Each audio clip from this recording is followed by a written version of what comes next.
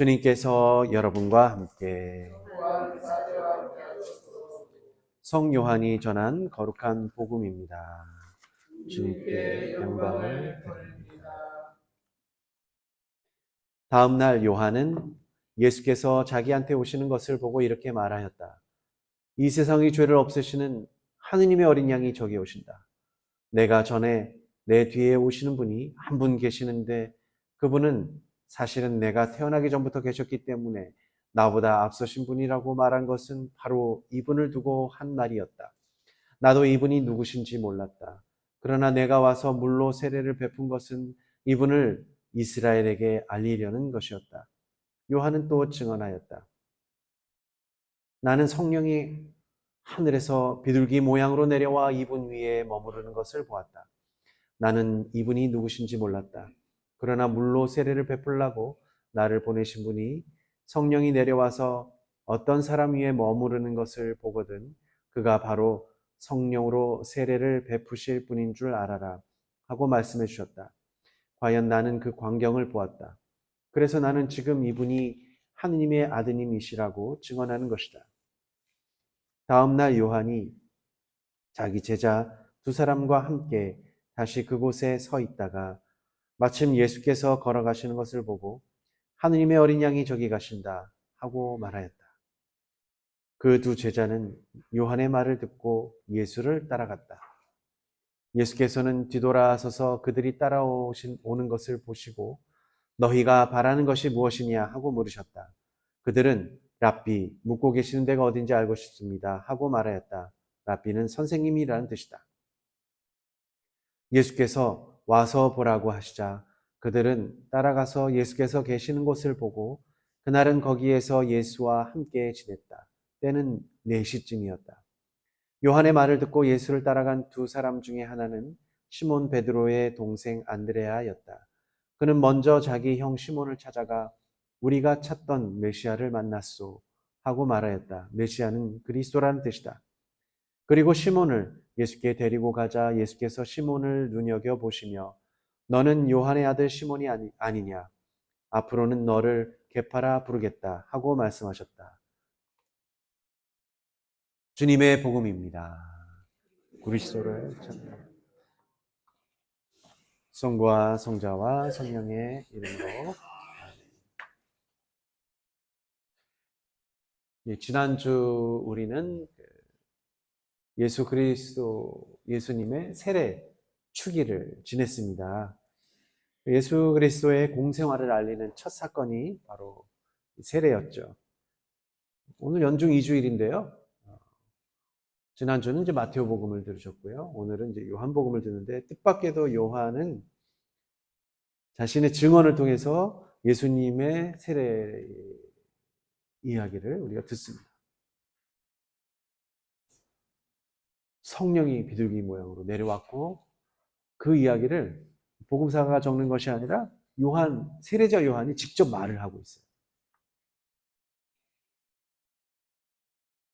다른 복음들을 보면은 이렇게 소설가가 소설을 쓰듯이 세례를 받으신 예수님의 모습을 적는데 요한복음만 독특하게 세례자 요한이 세례를 줄 때 무슨 일이 벌어졌고 이런 걸 내가 직접 보았다 이렇게 증언을 하고 있어요. 그러니까 어떻게 보면은 1인칭 시점이라고 그러죠. 내가 보았다.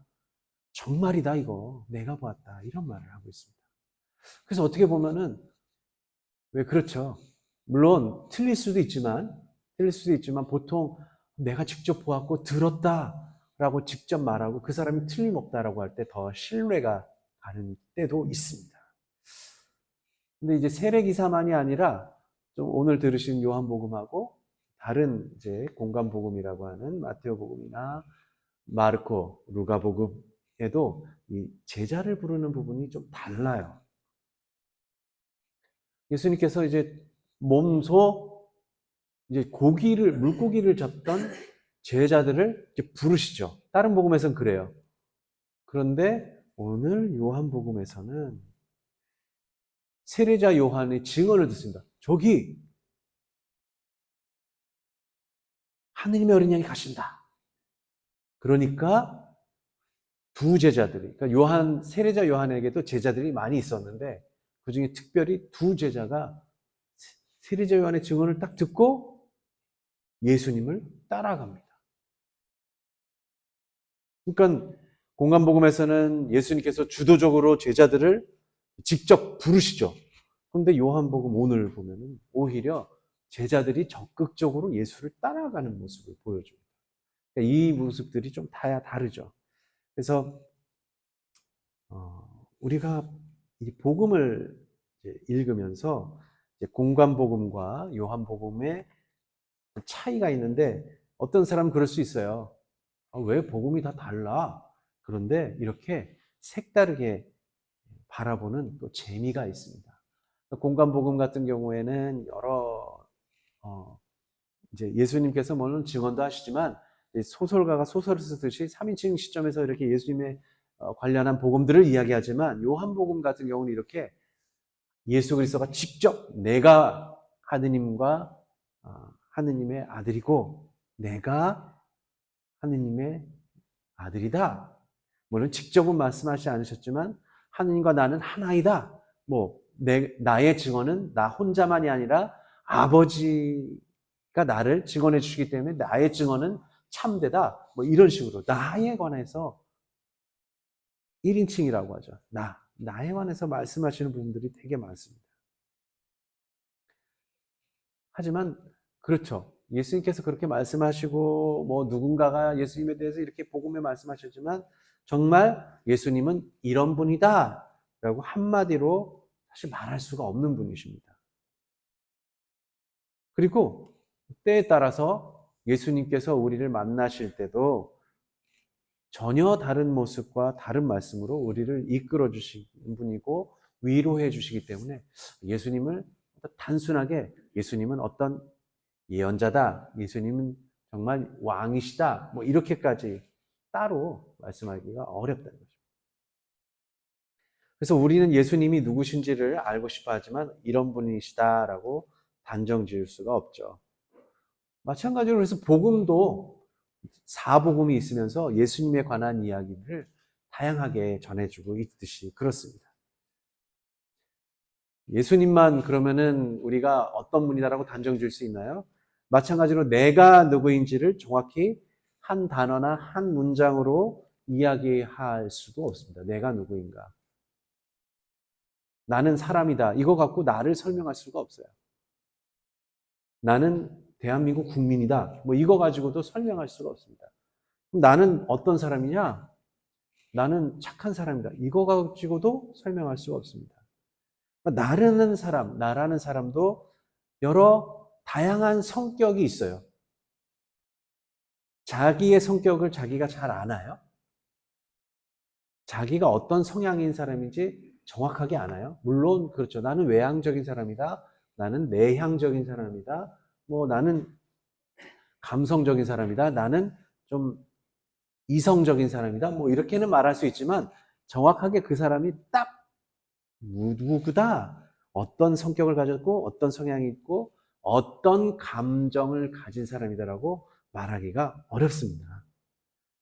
언제나 한 가지 생각만을 하나요? 다양한 생각을 하기도 하고요. 언제나 한 가지 감정만을 가지나요? 아닙니다. 그러니까 예를 들면 누군가를 봤을 때 그 사람이 미워요. 나한테 해준 거 미워요. 근데 듣다 보니까 어떤 사람의 그 살아온 인생 얘기를 딱 들어보니까 또 딱해요. 그러니까 그런 거죠. 밉지만 저 사람 왜 저래? 하지만 또 사정 이야기 들으면 딱하다. 이런 말. 그러니까 한 사람을 만났을 때도 그렇습니다. 여러 가지 감정이 느껴지는 거죠. 나 자신에 대해서도 그래요. 나 자신에 대해서도 그렇습니다. 어떤 때는 막 슬프다가도 갑자기 무슨 딴 일이 들어오면 또 기쁘기도 하고 그렇습니다. 그러니까 여러 감정과 감성들이 오르락내리락 하면서 교차하고 변화합니다. 그러니까 누군가가 1년 365일 내내 맨날 화를 내고 있어요. 그런 사람이 있어요?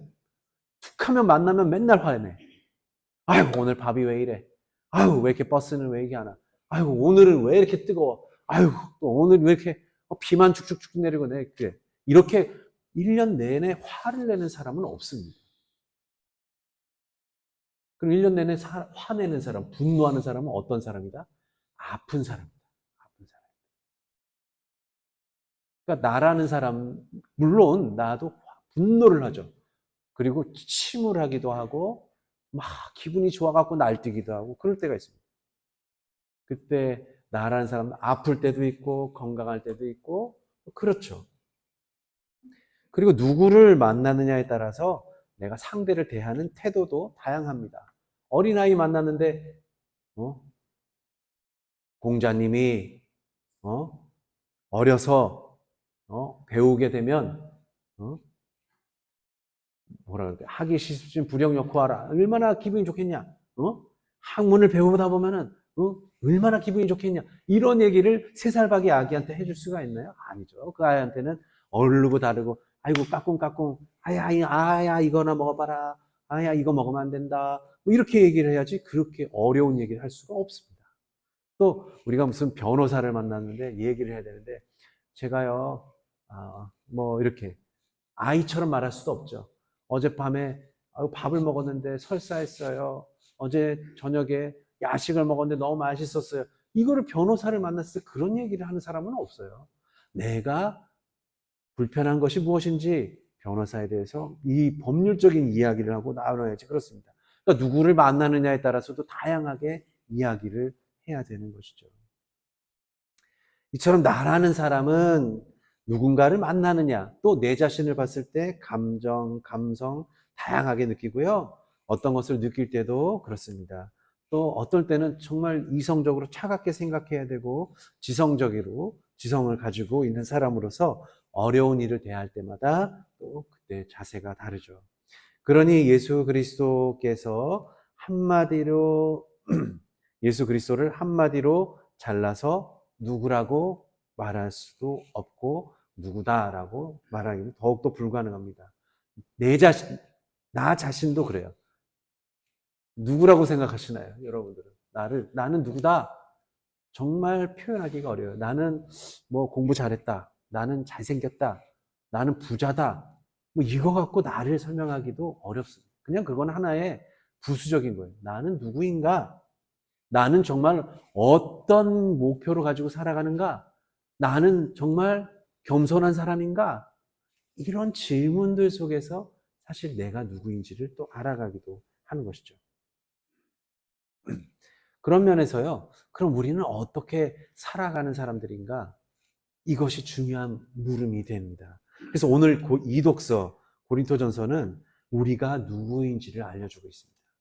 예수 그리스도를 부르는 성도들과 함께 하느님의 부르심을 받아 그리스도 예수를 믿는 거룩한 백성이다라고 사도 바오로가 우리에게 얘기를 하고 있습니다.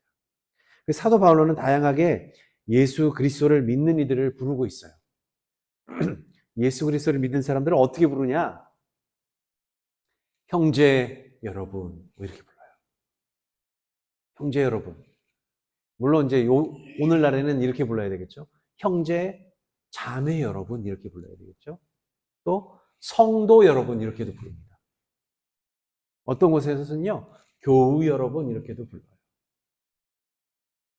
그러니까 그리스도 안에서 그러니까 뭐 그렇죠. 이제는 더 이상 남자도 여자도 뭐 이방인이든 유다인이든 그런 구별 없이, 노예든 자유인이든 구별 없이 예수 그리스도 안에서 한 형제가 되었다라는 겁니다. 그러니까 한 형제 자매가 되었기 때문에 우리는 형제 자매라고도 부르는 겁니다. 그리고 예수님께서 우리를 뭐라고 불렀어요? 벗이라고 부르셨죠. 그러니까 우리는 서로 친구예요. 친구. 그러니까 교회 안에서 어떤 친구예요? 그래서 교우. 교회 안에서의 친구다. 교우 여러분, 친구 여러분, 이렇게 됩니다. 또 바울로 사도는 오늘 이 독서에서 성도라는 말을 씁니다. 성도. 이 성도라는 표현은 다른 뭐 개신교에서 많이 쓰죠. 그러니까 뭐 장로교나 감리교나 이런 데서 성도라는 말을 많이 쓰는데 그것은 영어로 말하자면 이걸 뭐라 하냐? saint입니다. saint. 그러니까 원래대로 이게 saint라고 하면은 이제 성인이기도 하지만 바울로 사도 시대에는 예수 그리스도를 믿는 사람들을 서로 성인처럼 대한 거예요. 성도, 그러니까 거룩한 무리, 성도라고 부른 겁니다. 성도, 우리 거룩한 무리입니다. 거룩한 사람들이에요. 그래서 어떤 사람들이 또 되느냐? 하느님의 거룩한 백성, 혹은 거룩한 하느님의 백성. 하느님의 백성이 되었다는 것 자체가 거룩하셨다라는 의미를 갖습니다. 그리스도를 믿는 게 중요한 거죠. 그러니까. 근데 그리스도를 믿겠다는 표식, 그게 바로 세례입니다. 세례. 세례를 통해서 우리가 예수 그리스도를 믿겠다고 고백하고 그러면서 세례를 받는 것입니다. 하느님의 거룩한 백성이 되는 것이죠. 성도가 되는 겁니다. 성도. 예수 그리스도를 믿어서 거룩한 백성이자 거룩한 무리, 즉 성도가 되는 것입니다. 그러니까 우리는 세례를 받고서 어떻게 되느냐? 죄를 이제 씻김을 받은 거면서 동시에 그래서 거룩한 존재가 되는 겁니다. 그래서 거룩한 존재가 되어야지만 다른 이들을 거룩한 무리 안으로 부를 수가 있는 겁니다. 야, 거룩한 사람이 되었어, 내가. 그러니까 다른 사람들도 거룩한 사람이 되자고 부르는 겁니다. 그래서 우리가 세례를 받아서 거룩한 백성으로 불리음을 받았다라는 것을 우리가 믿는데, 그러면 거룩한 무리가 되어서 다른 이들을 거룩한 백성으로 이끌어야 되는 이제 사명을 받습니다. 근데 그게 어렵죠. 여러분들이 거룩한 백성이라는 사고, 내가 거룩한 무리다, 내가 성도이다, 내가 정말 예수 그리스도와 한 형제 자매 되었다라는 그런 마음을 가지고 있지 않으면, 그렇게 살지 않으면 다른 사람들을 부르기가 어려운 거예요. 야, 너희들 거룩한 백성이라며? 했는데 와서 보니까 별로 거룩해 보이지 않는데? 라고 하면 참 우리는 난감하게 되는 겁니다. 난감하게. 그래서 오늘 복음에서 세례자 요한의 두 제자가 세례자 요한의 증언을 듣고서 예수님을 따라갑니다. 그리고 그분이 지내는 모습을 보고, 아, 이분이야말로 거룩한 분이다라는 것을 알게 된 거죠. 그래서 다른 형제들을 예수께 데리고 갑니다. 그러니까 그 두 사람이, 아, 나는 예수님이 거룩한 분임을 알았어. 그리고 그분이 어떻게 사시는지 봤어. 그리고 거기서 멈춘 게 아니에요. 자기 형제들을 찾아가서 내가 메시아를 만났어. 우리 같이 그분을 만나러 가자. 라고 데리고 간 겁니다. 그래서 다른 형제들을 불러서 거룩한 무리가 되게 하는 겁니다. 따지고 보니까 그런 겁니다. 오늘 복음과 연결되어서 독서는 그래서 우리가 누구인지 우리의 신원이라 그러죠. 우리의 신분이 무엇인지를 증언하고 있는 것입니다. 그래서 세례는 우리의 신원을 정해주는 첫 번째 시작이죠. 그리고 세례를 통해서 우리는 예수 그리스도와 친교를 맺어서요, 그분의 살과 피를 직접 먹고 마시는 사람들이 됩니다. 그러니까 성찬례를 거행하게 되는 것이죠. 거룩한 분의 몸과 피를 받아 모시는 친교를 이루었으니까, 예수님의 거룩한 몸을 우리가 받아 모셨으니까 거룩한 존재를 우리가 먹고 마시는 거예요. 그러면 우리는 거룩한 성도가 되는 거예요. 그분 안에서 같은 빵과 같은 잔을 나누어 먹고 마시는 가족인 한 형제 자매가 되는 것입니다. 그러니까 이 신원, 우리가 누구이냐, 우리는 누구라고 할 수 있느냐라고 할 때 여러 다양할 수 있죠. 난 누구의 아버지일 수도 있고 누구의 남편이거나 누구의 아내일 수도 있고, 하지만 근본적으로 우리가 세례를 통해서 어떤 신원을 얻느냐, 신분을 얻느냐, 그리스도인. 그리고 그 신분을 얻게 되는 그 꿰뚫는 본질은 뭐냐? 거룩함입니다. 거룩함. 우리 스스로 거룩한 것이 아니라 세례를 통해서 하느님의 거룩함을 나누어 받고요. 그리고 우리가 그 거룩함에 참여하는 겁니다. 이 거룩함을 나눠받고 참여하는 일 자체가 그래서 우리는 은총이라고 부르고요. 그래서 믿음 얻게 됩니다. 우리의 신원은 이렇게 예수 그리스도를 믿음으로써 정해지는 것입니다. 여러분들은 나는 누구인가? 나는 이흥신입니다. 라는 것뿐만이 아니라 나는 예수 그리스도를 믿는 루가입니다. 이렇게 되는 겁니다. 여러분은 그리스도의 거룩함을 나눠받고 그분의 거룩함에 참여하게 된 성도이십니다. 거룩한 무리로서 거룩한 품위를 갖추어서 살아야 합니다. 거룩함을 나누어받는 일 자체는 은총이고 거룩함에 참여하기 위해서는 오늘 복음에서 나온 첫 제자들처럼 예수께서 어디에 머무르시고 어떻게 사시는지를 들여다보고 함께 지내야 합니다. 그래서 첫 제자들은 예수 그리스도의 거룩함에 이끌렸고 그분의 숭고한 사랑에 감화되어 그분을 믿기로 하였습니다. 물론 세례자 요한의 증언이 첫 번째였죠. 이 믿음은 이처럼 내 스스로가 아닌 다른 이들을 통해서 전해받기도 합니다. 그리고 요한복음은 굳건한 이들의 믿음의 증언을 통해서 우리도 거룩함에 들어가게 됨을 알려줍니다. 세례는 우리가 성도로 불림을 받게 하고 우리의 신원을 결정지어 줍니다. 교우 여러분, 성도 여러분, 형제 자매 여러분, 하느님의 거룩한 백성 여러분, 여러분들은 그리스도를 믿고 있음을 자부심으로 알고 살아가십시오. 그분의 거룩함을 입은 사람으로서 품위를 가지고 그 품위를 지키며 살아가십시오. 그것이 여러분들이 받은 은총이고 어느 누구도 빼앗아 갈 수 없는 위엄과 품위입니다. 성도로서 살아가십시오. 한 형제 자매처럼 살아가십시오. 거룩하게 살아가십시오. 세례를 받으셨으니 당당하게 품위 있고 그리스도처럼 고상하고 숭고한 삶을 살아갈 자격을 갖추었습니다. 그 은총을 늘 가슴에 새기고 살아가시기를 주님의 이름으로 기도합니다. 성부와 성자와 성령의 이름으로.